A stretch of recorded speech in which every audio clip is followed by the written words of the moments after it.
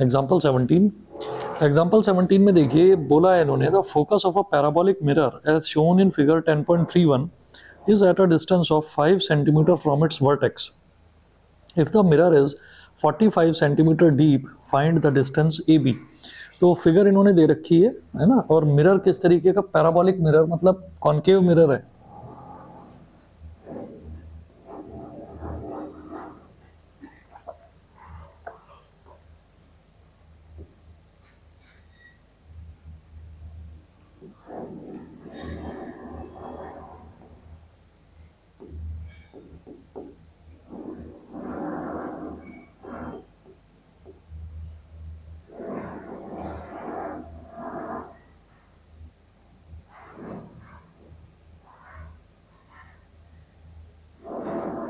Figure ऐसी दे रखी है।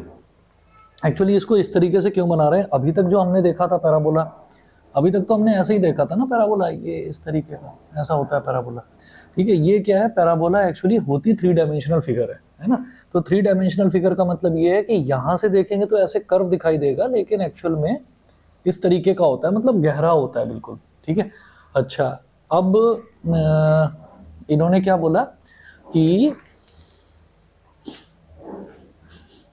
the focus of a parabolic mirror as shown in figure this is at a distance of 5 centimeter from its vertex. तो जो focus है ना parabolic mirror का, वो वर्टेक्स, वर्टेक्स क्या होता है, कॉर्नर, कॉर्नर क्या होता है इसका, कर्व्ड फिगर है, कर्व्ड फिगर है तो इसमें कॉर्नर तो कुछ होगा नहीं, तो जहां से ये टच करके निकल रहा है जिस कॉर्नर से, उसी को इसका वर्टेक्स बोलेंगे। तो ये ओरिजिन से जा रहा है तो इसको वर्टेक्स 0 0 हो गया। फोकस जो है वो वर्टेक्स से कितनी दूरी पर है, क्या बोला इन्होंने, 5 सेंटीमीटर की दूरी पर है ना, 5 centimetre from its vertex. The focus of a parabolic mirror is at a distance of 5 centimetre from its vertex. ये हो गया। तो ये वाला पॉइंट हम क्या लेंगे, F। तो O से लेकर और F तक का डिस्टेंस 5 सेंटीमीटर। ठीक है, तो फोकस के कोऑर्डिनेट्स क्या हो गए, 5,0, 5,0। ठीक है, अच्छा उसके बाद ये कह रहे हैं if the mirror is 45 centimetre deep, mirror 45 centimetre deep है,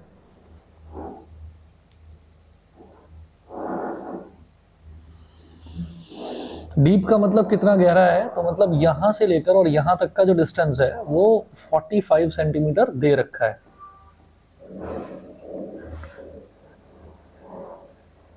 $45 सेंटीमीटर। अब वो बोल रहे हैं find the distance A B, मेरे को डिस्टेंस ए बी निकालना है। ए ये है और बी ये है ना, तो हमको ये जो डिस्टेंस है ए बी ये कैलकुलेट करना है। अब इसको किस तरीके से निकालेंगे वो देखिएगा। देखो ऐसा होता है कि 45 सेंटीमीटर दे रखा है ये डिस्टेंस, 45 सेंटीमीटर का मतलब यहाँ से लेकर और यहाँ तक वाली लेंथ जो है वो 45 है। मतलब अगर मैं इसमें ऐसे ऐसे ऐसे ऐसे उठता चला जाऊँ तो ये वाला जो पॉइंट है, ये वाला जो पॉइंट है, मतलब ये वाला डिस्टेंस भी हमारा 45 ही तो होगा, 45 ही होगा। ठीक, अच्छा तो ए जो है, ए का एक्स कोऑर्डिनेट कितना हो गया, ए का एक्स कोऑर्डिनेट हो गया 45, ए का एक्स कोऑर्डिनेट हो गया 45, यहां तक समझ गए। ठीक है, अच्छा इसके बाद मेरे को क्या करना है, ये वाली जो लेंथ है इस वाले पॉइंट को आप मान लो सी, और ये वाली जो लेंथ है इसको मान लो स्मॉल ए, समझ गए, इसको स्मॉल ए मान लिया। तो क्या हो गया 45 कॉमा स्मॉल ए, यहां तक बताइए, यहां तक समझ गए। अच्छा एक काम करो, स्मॉल ए मत मानो इसको, इसको मानो स्मॉल बी, स्मॉल बी मान लो। ठीक है, तो यहां पर लिखिएगा as per the figure given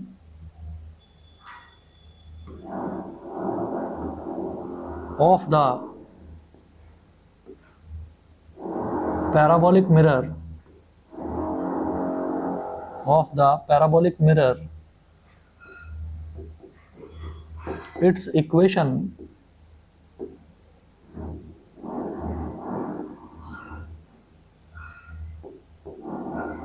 will be of the type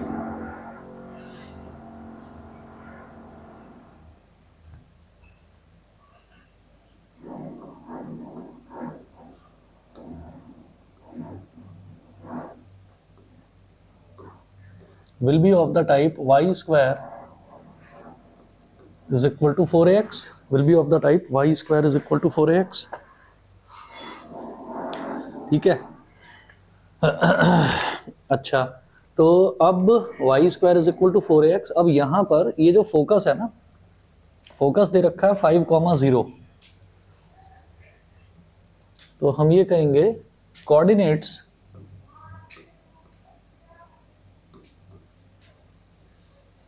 of focus, focus के कोऑर्डिनेट्स क्या दे रखे हैं 5,0 गिवन। इट इंप्लाइज दैट ये वाला जो पैराबोला होता है y square is equal to 4ax, इसका फोकस क्या होता है a,0 है ना, तो a की वैल्यू 5 है, a,0 is equal to 5,0, therefore a is equal to 5 and hence equation of parabola will be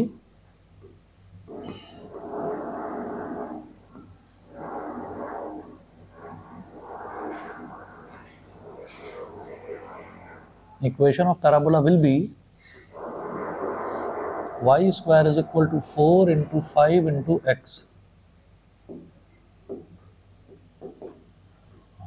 y square is equal to 20x, इसको इक्वेशन नंबर 1 बोल दो। ठीक है, उसके बाद हम ये कहेंगे कि वो जो पॉइंट है ना कैपिटल ए वो कहाँ पर लाई कर रहा है इस पैराबोला के इस कॉर्नर पर, तो पैराबोला पर लाई करने वाला जो भी पॉइंट है वो पैराबोला की इक्वेशन को सेटिस्फाई करेगा, पैराबोला पर लाई करने वाला जो भी पॉइंट है वो उसकी इक्वेशन को सेटिस्फाई करेगा। तो हम ये कहेंगे since A lies on, capital A lies on parabola, since capital A lies on parabola, so it will satisfy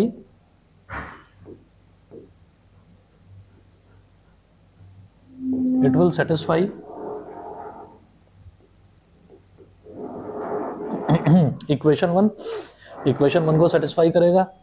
तो y की जगह क्या डालेंगे b, तो b square is equal to 20 into x की जगह क्या डालेंगे 45, तो B square is equal to कितना हो गया 900। It implies that B is equal to 30, B is equal to 30। तो डिस्टेंस ए बी कितना हो जाएगा भाई, जितना ऊपर होगा उतना ही नीचे होगा, सिमेट्रिकल फिगर है। तो ये भी 30 तो ये भी 30, तो कितना हो गया 60 हो गया। ठीक है,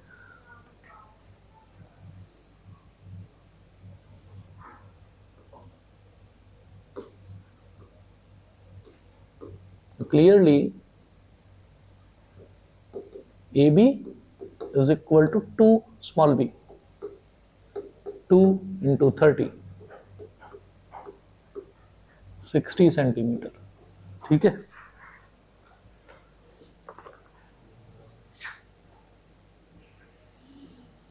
चलिए जी एग्जांपल नंबर 18 देखिएगा।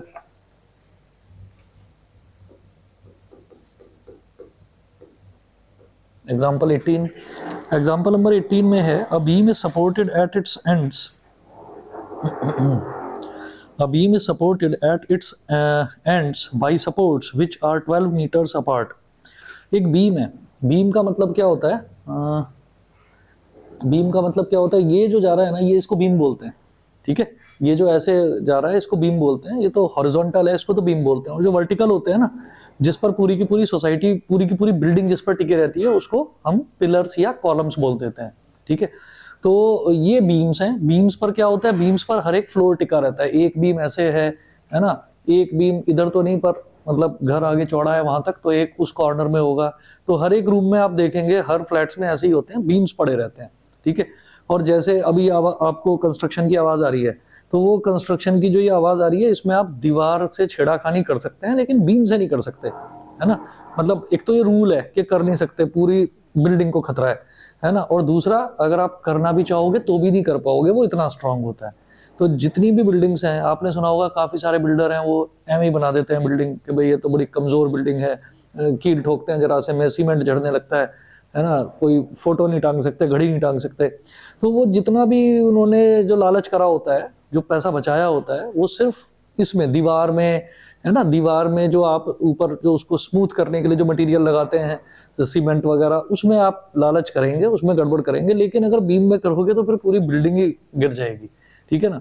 तो ऐसा होता नहीं है, जो भी इंजीनियर्स वगैरह हैं वो उसको पास करते हैं पूरा, तो ऐसा नहीं होता कि उसमें भी वो बीम में भी गड़बड़ कर दें, ठीक है। तो वही चीज है कि अगर बीम में गड़बड़ हुई तो फिर बीम में क्या होता है, बीम में आती है फिर स्लैकनेस। स्लैकनेस मतलब क्या, इस बीम के ऊपर पूरी बिल्डिंग टिकी हुई है ना, ऐसा ही बीम ऊपर भी होगा, ऊपर भी होगा, हर फ्लोर पर पड़ा हुआ है। तो जब इस पर इतना वजन पड़ा हुआ है तो ये ऐसे नहीं हो जाएगा, इसके अंदर ऐसे मतलब स्लैकनेस आ जाएगी, मतलब ये थोड़ा झूल जाएगा इस तरीके से, ठीक है। अब सोचो यही पाइप लगा हुआ है जिस पर पर्दा टंगा हुआ है, अब इस पर हम लटकने लगे, ठीक है, अब इधर से और इधर से उसको मजबूती से हमने बांध दिया और लटकने लगे, तो बीच में ऐसे नहीं हो जाएगा। कोई रस्सी हो, रस्सी को बिल्कुल टाइट हमने बांध रखा है और हम बीच में उस पर लटकने लगे तो रस्सी में भी झोल आ जाएगा, बीच में स्लैकनेस आ जाएगी। वही चीज है यहां पर, इन्होंने ये बोला है, a beam is supported at its ends by supports which are 12 metre apart. तो एक बीम है, एक्चुअल में जो है, एक्चुअल में तो ये स्ट्रेट लाइन होती है, बीम को मानो कि बीम इस तरीके से है ना, ओरिजिनली ये ऐसे था। अच्छा, फिर सपोर्ट्स दी गई, तो एक सपोर्ट यहां पर मिली हुई है और एक सपोर्ट यहां पर मिली हुई है, उसके बावजूद इसमें अब थोड़ा स्लैकनेस आ गई।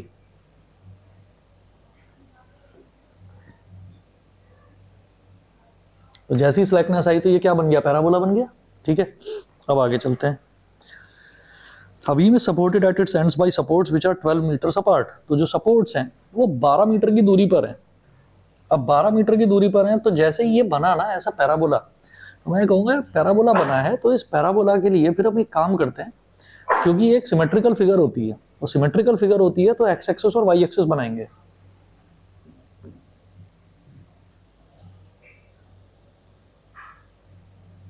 वाई एक्सिस हो गई,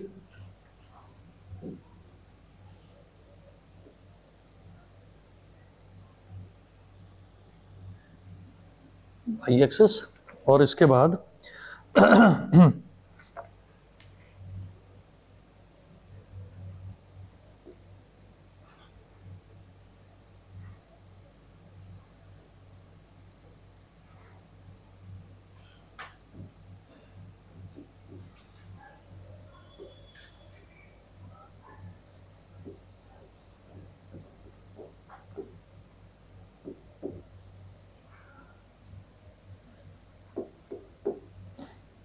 वाई एक्सिस हो गई और ये एक्स एक्सिस हो गई।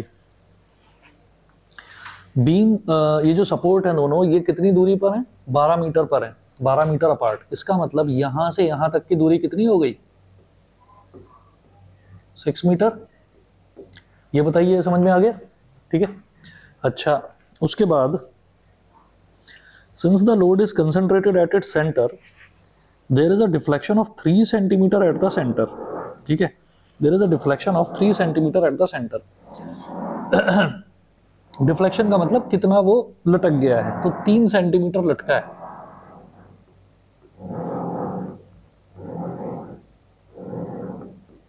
Three centimetre at the centre, ये ओरिजिन हो गया।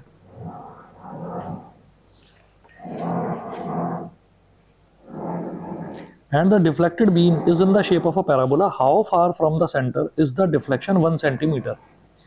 वो ये कह रहे हैं कि भाई सेंटर पर सबसे ज्यादा, पैराबोला सेंटर पर सबसे ज्यादा लटका हुआ होगा, तो वो कह रहे हैं कि वो ये जो डिफ्लेक्शन है ना 3 सेंटीमीटर का, सेंटर से कितनी दूरी पर डिफ्लेक्शन केवल 1 सेंटीमीटर का रह जाएगा।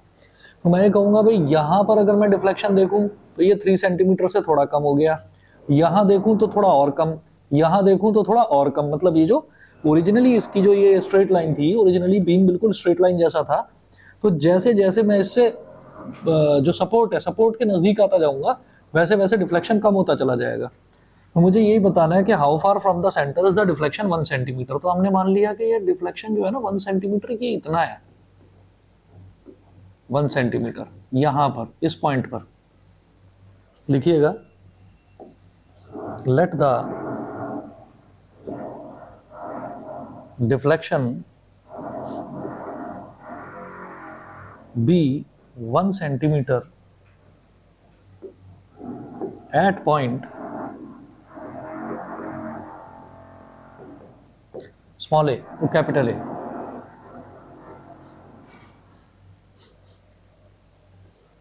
तो अब जरा बताएं, ये 1 सेंटीमीटर का मतलब ये है कि मैं ना मैं यहां एक्स एक्सेस से इसका दूरी नापना चाहता हूं, और मुझे ओरिजिन से और पॉइंट ए तक की दूरी नहीं पता, तो इसको मैं अगेन वही मान लेता हूं, बी मान लेता हूं। बी क्यों मान रहे हैं, ए क्यों नहीं मान रहे? क्योंकि ए एक टर्म होती है फोकस 0, ए यहां पर, क्योंकि ये वाला जो पैराबोला अपवर्ड पैराबोला बन रहा है, तो ये बनेगा x square is equal to 4ay वाला पैराबोला। ये डिस्टेंस मैंने बी मान लिया। ये कितना रह जाएगा, ये 1 सेंटीमीटर है, तो ये कितना रह गया?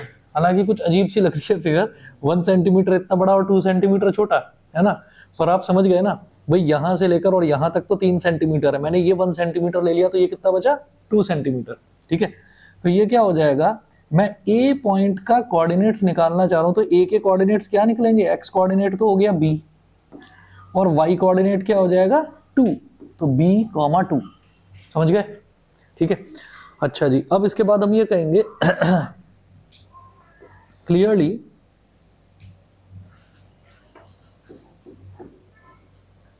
This is a parabola, clearly this is a parabola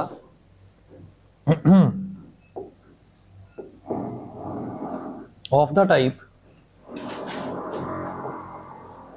this is a parabola of the type x square is equal to 4ay। ये parabola x square is equal to 4ay वाली टाइप का बन गया। ठीक है, यहां तक नोट कर लो, उसके बाद बताता हूं क्या करना है, बाकी समझ ही गए होंगे आप।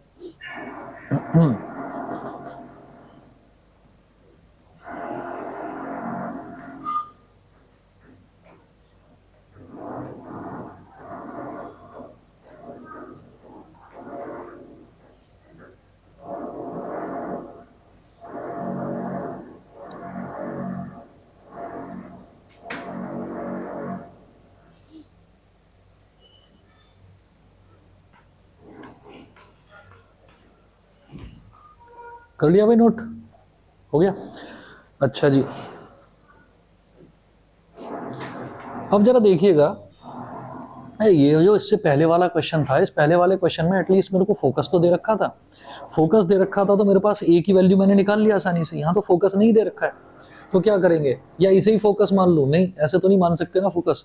तो हम क्या करेंगे कि ये जैसे ये वाला पॉइंट मैंने ए लिया है ना, इस वाले पॉइंट को ले लो B,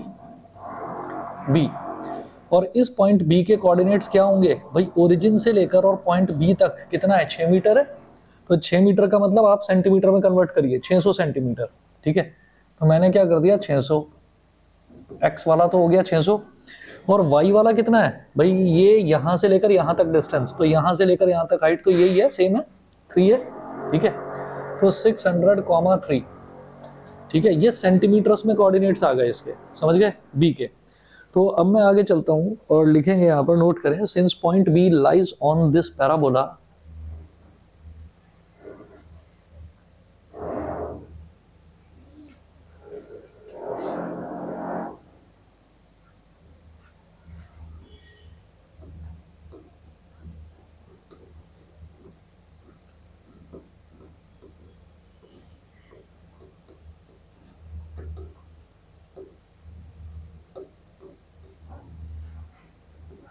on this parabola,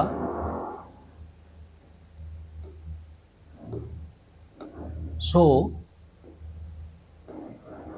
it will satisfy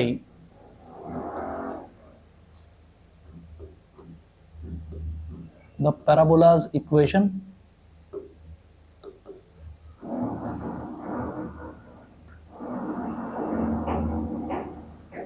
satisfy the parabola's equation। Parabola की इक्वेशन क्या है? X square is equal to 4ay है ना, तो एक्स स्क्वायर एक्स की जगह आ जाएगा 600, वाई की जगह आ जाएगा 3। 600 square is equal to 4 into A into 3, x square is equal to 4ay।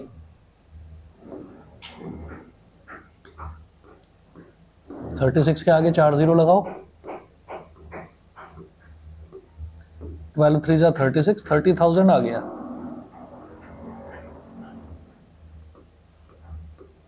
A is equal to 30,000. Therefore, equation of parabola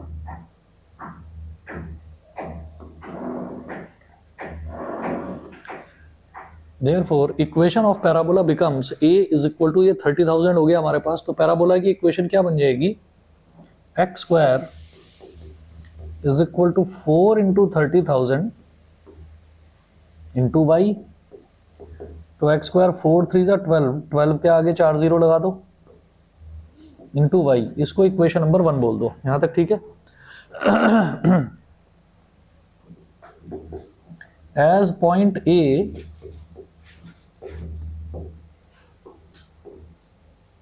also lies on this parabola,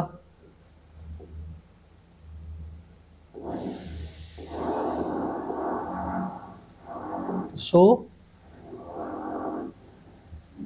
it will also satisfy the same equation.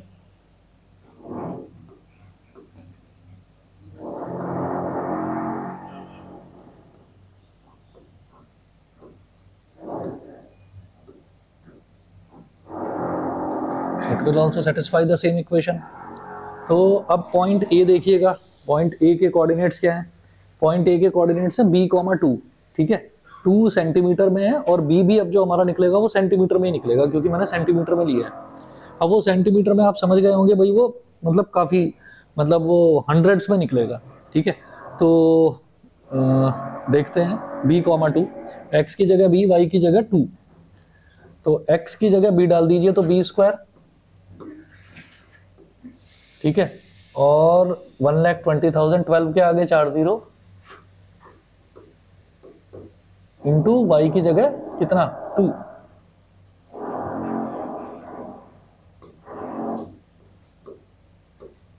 Twenty 1 2 3 4,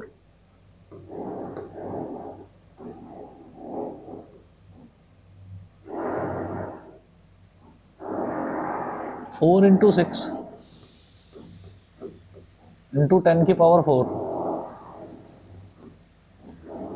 4 into 6 आप समझ गए होंगे क्यों कर रहा है ना? क्योंकि 4 एक परफेक्ट स्क्वायर है।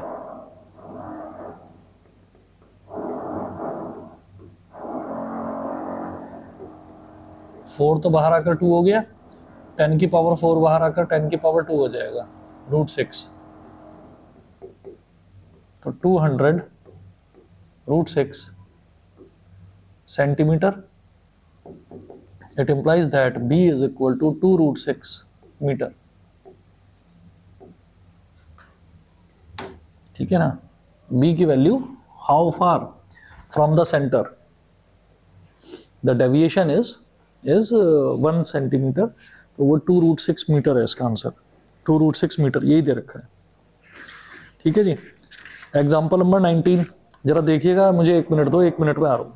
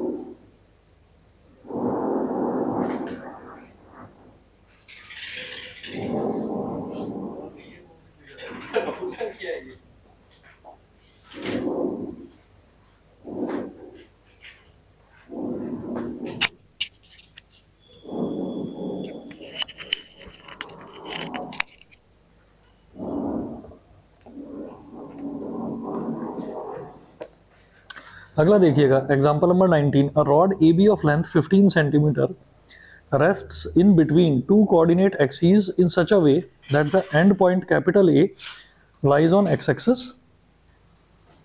and end point capital B lies on y-axis. A point PXY is taken on the rod in such a way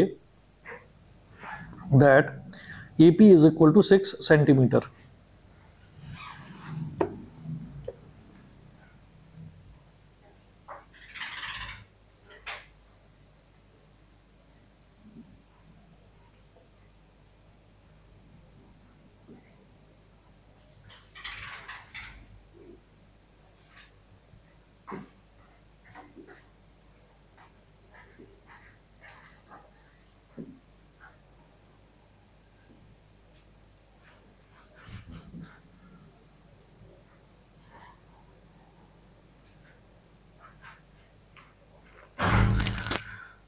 A rod AB of length 15 centimeter rests in between two coordinate axes in such a way that the end point A lies on x-axis. तो जो end point A है, rod है, इसका end point A जो है वो तो x-axis पर लाई कर रहा है, ठीक है, और जो end point B है वो y-axis पर लाई कर रहा है.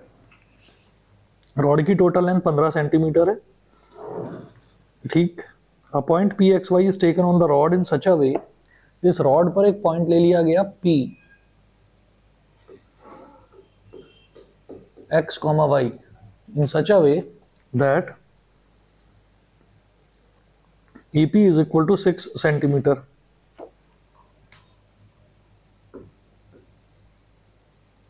और BP फिर कितना बचा भाई? टोटल लेंथ इसकी 15 सेंटीमीटर थी, ये 6 है तो ये 9 सेंटीमीटर ही तो बचा. ये ओरिजिन हो गया. अब वो आपसे ये बोल रहे हैं show that the locus of P is an ellipse. The locus of P is an ellipse. The locus of P is an ellipse का मतलब क्या है कि हमें कैसे भी करके, मतलब ये जो रॉड है ना, मतलब पॉइंट P तो यहीं रहेगा और इस तरह से रहेगा कि AP जो है वो 6 सेंटीमीटर रहे, ठीक है. अच्छा, और BP फिर 9 सेंटीमीटर रहेगा. भाई मेरे को किसी भी तरीके से कोई भी ओरिएंटेशन का मतलब क्या है कि इसकी पोजीशन, ये जो रॉड है इस रॉड की पोजीशन कुछ इस तरीके से रखनी है कि ये जो x एक्सिस से इसका डिस्टेंस 6 सेंटीमीटर और y एक्सिस पे जो पॉइंट है उससे इसका डिस्टेंस 9 सेंटीमीटर रहे, ठीक है. तो आप क्या क्या चेंज कर सकते हैं? आप ये कहेंगे भाई मैं इस रॉड की पोजीशन चेंज कर सकता हूँ, मैं इस रॉड को तोड़ मरोड़ तो नहीं सकता, मैं इसकी पोजीशन चेंज कर सकता हूँ. तो हमने कहा अच्छा कैसे? हमने कहा भाई इसको थोड़ा सा इधर खींच दो, ये जो पॉइंट ए है इसको थोड़ा सा इधर खिसका दो. अच्छा, इसको इधर खिसका दिया तो ये जो रॉड है ये रॉड कुछ ऐसे हो जाएगी. अब पॉइंट पी यहां पर आ गया, हमने कहा और खिसकाओ, थोड़ा सा और खिसका दिया, अब ये ऐसे हो गया. अब पॉइंट पी जो है वो शायद यहां पर आ गया, ठीक है. तो ऐसे ही हमने अलग अलग पोजीशन ली, इसको ऐसे ऊपर कर दिया, ऐसे कर दिया, तो अब पॉइंट पी यहां पर आ गया, है ना भाई. यहां से यहां तक का डिस्टेंस 6 और ये बचा हुआ 9. तो हमने कहा अब इन डॉट्स को अगर आप ज्वाइन करते चले जाएं, डॉट्स को ज्वाइन करने पर एक एलिप्स बनना चाहिए, ठीक है ना. वो ये कह रहे हैं कि आपको ये शो करना है कि पॉइंट पी जो है, पॉइंट पी की अलग अलग पोजीशन हो सकती है. बस कंडीशन ये रहे कि जो पॉइंट पी है ना, पॉइंट पी जो है वो ऐसा रहे कि भाई पॉइंट पी एक्स एक्सिस से 6 सेंटीमीटर पर रहे, वाई एक्सिस से 9 सेंटीमीटर पर. फिर उसको जब आप dot dot dot dot join करते चले जाओगे तो वो एक एलिप्स बन जाएगा. ये आपको शो करना है. तो हम ये कहेंगे कि भाई इसमें चेंज क्या हो रहा है, इसकी जब पोजीशन चेंज हो रही है तो फिर क्या चेंज हो रहा है. अब बताते हैं क्या चेंज हो रहा है. देखो आपने यहां से P से एक डॉटेड लाइन इधर ड्रॉ कर ली, ठीक है, और एक डॉटेड लाइन इधर ऐसे हॉरिजॉन्टल ड्रॉ कर ली P से. ये वाला पॉइंट है Q, ये वाला पॉइंट है R, ठीक है. तो अब हमने कहा कि भाई आप जब इसको रॉड को या तो ऐसे ऐसे ऐसे यहां से एक्स एक्सिस के अलाउंग खींचते जा रहे हो या वाई एक्सिस के अलाउंग खींचते जा रहे हो, तो बेसिकली इसका ये एंगल चेंज हो रहा है, थीटा. बार बार ये इसका एंगल चेंज हो रहा है. अगर आपने यहां से खींचना शुरू करा तो ये रॉड ऐसे ऐसे ऐसे होती चली जाएगी तो इसका एंगल बढ़ेगा, ठीक है. अगर आपने इसको यहां से खींचना शुरू करा तो ये जो एंगल थीटा ये धीरे धीरे घटता चला जाएगा। हमने कहा अच्छा ये एंगल थीटा है तो ये वाला एंगल क्या हो जाएगा, ये भी थीटा हो जाएगा। क्यों? ये डॉटेड लाइन इसके पैरेलल है, और जब पैरेलल है तो ये कॉरस्पॉन्डिंग एंगल्स हो गए, कॉरस्पॉन्डिंग एंगल्स हो गए। अच्छा, तो फिर एक्स और वाई की वैल्यू हम थीटा के टर्म्स में निकालना चाहते हैं, कैसे निकलेगी वो देखते हैं। ये 90 डिग्री हो गया, ये 90 डिग्री हो गया। मैं x की वैल्यू निकालना चाहता हूं। x क्या है? यहां से लेकर यहां तक वाला डिस्टेंस, ठीक है। ये x है, ये वाला डिस्टेंस, यहां से यहां तक वाला डिस्टेंस, यहां से यहां तक वाला डिस्टेंस ये क्या है? y है, ठीक। तो अब मैं कहूंगा इन ट्राइंगल BRP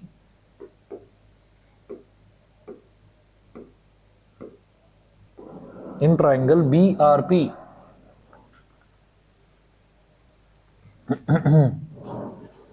ये x निकालने के लिए मुझे क्या चाहिए होगा भाई? देखो ये है थीटा, ये थीटा एंगल, थीटा के सामने वाली साइड क्या होती है? परपेंडिकुलर।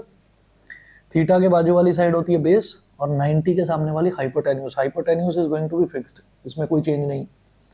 और ये बेस है, तो बेस अपॉन हाइपोटेन्यूस, तो मुझे कॉस थीटा निकालना पड़ेगा। तो क्या करेंगे? Cos theta is equal to x upon BP। X निकालेंगे यहां से, BP कॉस थीटा, हाँ जी BP क्या है? 9 कॉस थीटा, सही है इतना? ठीक है।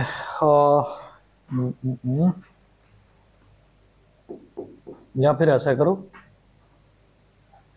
कि x upon 9 is equal to cos theta.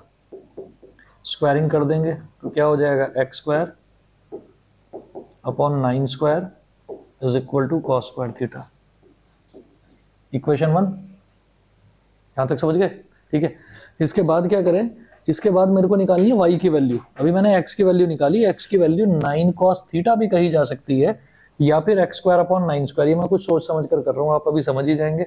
अगले में मैं क्या करूंगा? साइन स्क्वायर थीटा निकालूंगा और दोनों को ऐड कर दूंगा। Cos square theta plus sign square theta 1 हो जाएगा। एलिप्स की इक्वेशन में राइट हैंड साइड पर 1 ही आता है ना? तो वो करना है। ये एक्स स्क्वायर अपॉन समथिंग का स्क्वायर आ गया, वो वाई स्क्वायर अपॉन समथिंग का स्क्वायर आ जाएगा, हो जाएगा। यही करना है। तो देखिए इन ट्राइंगल PQA, यहां तक क्लियर है? चले आगे।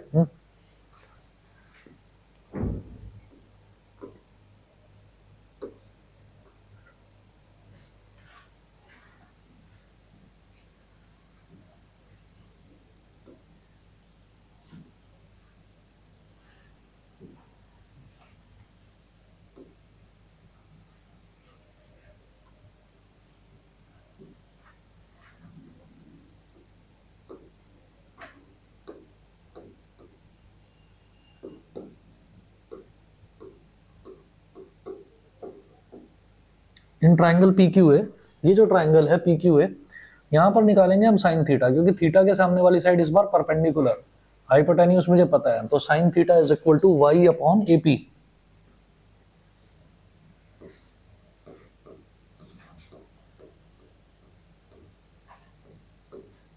परपेंडिकुलर अपॉन हाइपोटेन्यूस,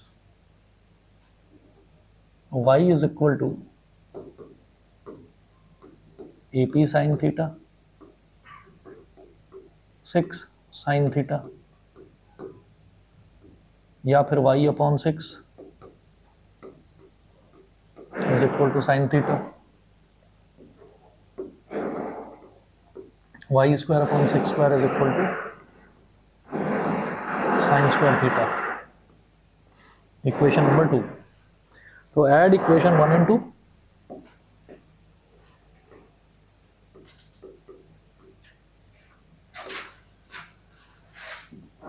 तो x square upon 9 square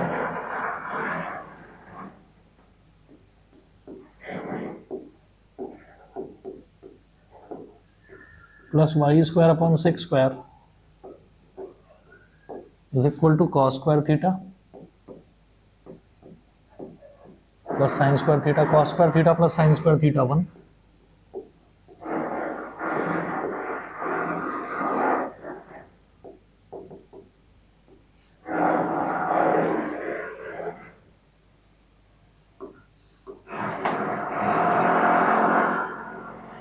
which is the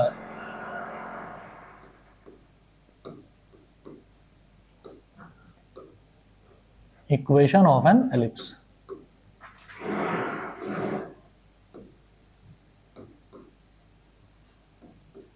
Hence proved.